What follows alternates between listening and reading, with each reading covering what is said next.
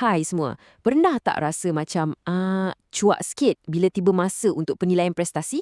Relax, ramai yang rasa macam tu. Tapi hari ni kita akan tengok kenapa benda ni sebenarnya bukan sesuatu yang perlu ditakutkan. Sebaliknya, anggap ia macam kompas pribadi anda untuk terus maju dalam kerjaya. Kita semua mesti pernah terfikir kan, apa lagi aku nak buat lepas ni? Soalan ni memang selalu bermain dalam kepala. Tapi tahu tak, jawapannya mungkin lebih dekat dari yang kita sangka. Dan semuanya bermula dengan satu benda. Faham kat mana kedudukan kita sekarang. Dan di sinilah penilaian prestasi memainkan peranannya. Anggap je, ia macam satu kunci untuk unlock potensi sebenar kita dan juga potensi syarikat. Berdasarkan visual ni, jom kita bongkar 5 manfaat utamanya, satu demi satu. Okey, jom kita mulakan dengan yang paling asas sekali. Macam nak bina bangunan juga, tapaknya kena kukuh kan? Nah, dalam kerjaya kita ni, tapak tu adalah diri kita sendiri. Manfaat pertama ialah macam mana penilaian prestasi ni tolong kita untuk lebih kenal diri supaya kita boleh berkembang. Jadi, apa sebenarnya maksud kesedaran diri ni dalam kerja? Senang cerita, ia bukan setakat tahu apa yang kita suka buat. Ia adalah kebolehan untuk kita tengok diri kita secara jujur dan objektif. Penilaian prestasi ni pula bertindak macam cermin. Ia tunjukkan apa kekuatan kita yang patut dibanggakan dan juga kat mana kita ada ruang untuk jadi lebih hebat. Gambar ni memang kena sangat. Macam kita tengok cermin, penilaian prestasi ni bagi kita satu gambaran yang jelas. Ia bantu kita sedar, oh, yang ini aku memang bagus, kena teruskan. Dan pada masa yang sama, bahagian ni rasanya boleh buat lagi baik. Dan inilah bahagian yang paling best. Bila kita dah tahu apa yang boleh kita perbaiki, ia macam tiba-tiba ada satu api semangat dari dalam.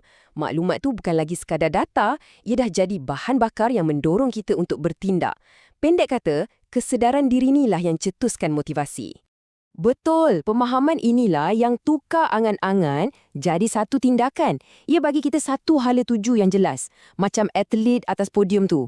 Dia tahu matlamat dia nak menang piala. Sama macam kita, bila kita dah nampak apa yang perlu dikejar, barulah kita bersemangat untuk capai kejayaan. Okey, sekarang juga bayangkan kalau semua orang dalam syarikat ada kesedaran diri macam ni. Apa jadi lepas tu? Di sinilah kita beralih daripada cerita seorang individu kepada impak satu syarikat melalui latihan yang betul-betul kena pada sasarannya.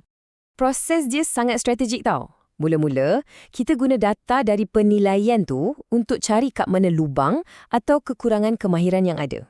Lepas tu, tak payah teka-teka dah. Kita rancang latihan yang memang spesifik untuk tutup lubang tu. Hasilnya, prestasi naik mendadak, bukannya bazir masa dan duit.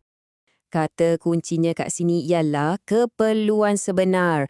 Lupakanlah program latihan satu saiz untuk semua yang kadang-kadang membosankan tu. Sebaliknya, bayangkan satu latihan yang direka khas untuk anda untuk selesaikan cabaran spesifik anda. Itulah yang dinamakan kecekapan sebenar. Sekarang, jom kita zoom out sikit. Apa jadi bila setiap pekerja bukan je sedar tentang diri sendiri, tapi juga dilatih untuk jadi versi terbaik mereka. Kesannya macam ombak tau. Bermula kecil pada individu, tapi akhirnya bagi impak besar pada seluruh organisasi. Dan kesan ni bukan cakap-cakap kosong. Ia boleh nampak pada angka. Prestasi individu meningkat yang bermakna kuranglah kesilapan-kesilapan yang merugikan. Bila kesilapan berkurang, produktiviti pun melambung. Dan bila produktiviti naik, hasil syarikat pun tentulah akan ikut naik. Dan visual roket ni memang sempurna untuk gambarkan keadaan ni. Setiap pekerja yang jadi lebih baik itu ibarat enjin pendorong tambahan.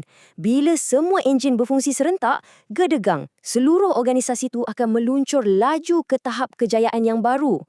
Manfaat yang seterusnya ini, dia macam gam yang lekatkan semua perkara yang kita bincangkan tadi.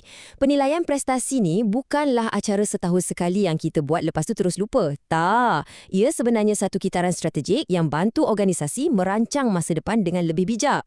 Setiap penilaian prestasi yang dibuat tu akan hasilkan data yang sangat berharga.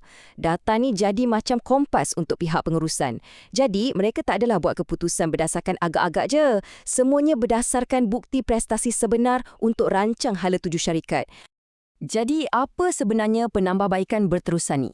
Ia bukan setakat hantar pekerja pergi kursus. Ia lebih kepada membina satu sistem sokongan, contohnya program bimbingan peribadi, ada mentor berpengalaman yang boleh guide kita dan pemantauan yang konsisten untuk pastikan kita sentiasa berada di landasan yang betul. Jadi, kita dah nampak kan? Penilaian prestasi ni jauh lebih hebat daripada sekadar mengisi borang. Ia adalah pemangkin untuk kita berkembang. Jadi sekarang soalannya bukan lagi kenapa ia penting, tapi bagaimana anda akan gunakannya. Cuba fikirkan, apa satu perkara yang akan anda buat secara berbeza dalam penilaian prestasi anda yang akan datang untuk melonjakkan kerjaya anda? Jawapannya ada di tangan anda.